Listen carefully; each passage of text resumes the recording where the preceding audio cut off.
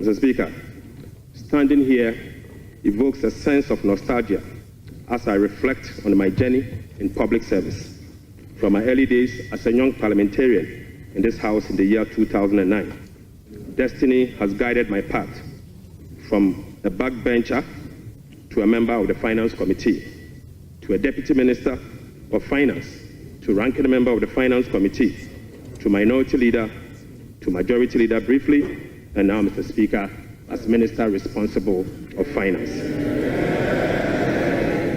Right Honorable Speaker, the invaluable experience I gained in this chamber has shaped my perspective, sharpened my focus, and prepared me for the tax.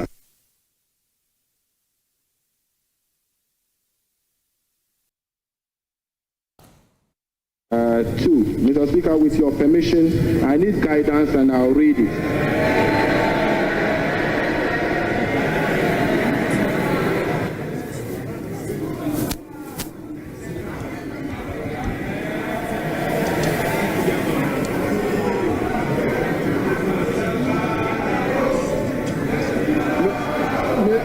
Mr. Speaker.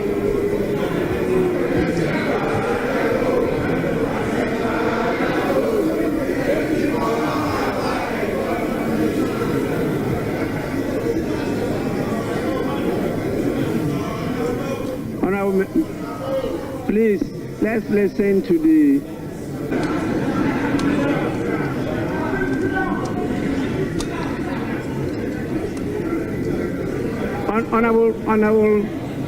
Honorable Minister, just a minute. Honorable members, at the commencement,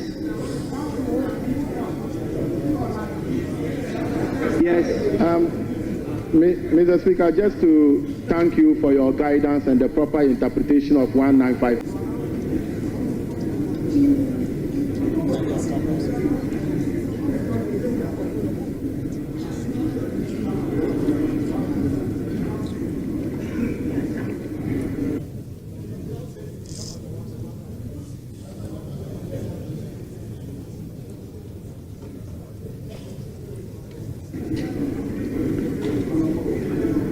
Honorable members, item 7, statements. The budget statement and economic policy of the government for the year ending 31st December 2025. Minister for Finance.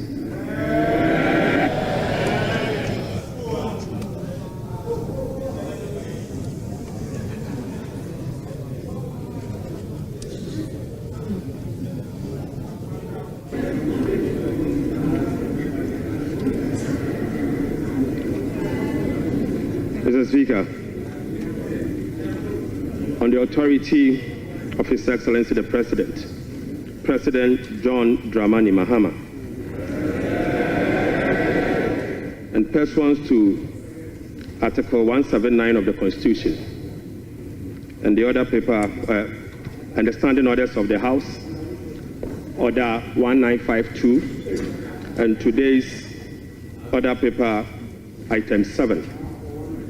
Mr. Speaker, I present to you the budget statement and economic policy of government for the year ending 31st December 2025. Right Honorable Speaker, today marks a moment of great significance, and I have the singular honor to stand before this House to present, on behalf of His Excellency, President John Dramani Mahama, following his extraordinary mandate, the maiden budget of his new administration.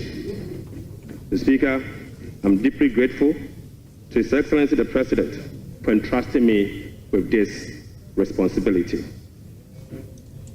Respectfully, Mr. Speaker, I also submit to this House the following statutory report as required by law.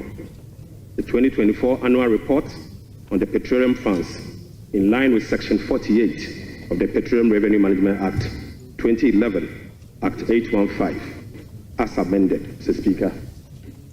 Mr. Speaker, I also submit the 2024 Energy Sector Levies Report in accordance with Section 6 of the Energy Sector Levies Act 2015, Act 899. And finally, Mr. Speaker, the 2024 Annual Report on the collection and utilization of the African Import Union Levy, in line with Section 7 of the African Union Import Levy Act 2017, Act 952.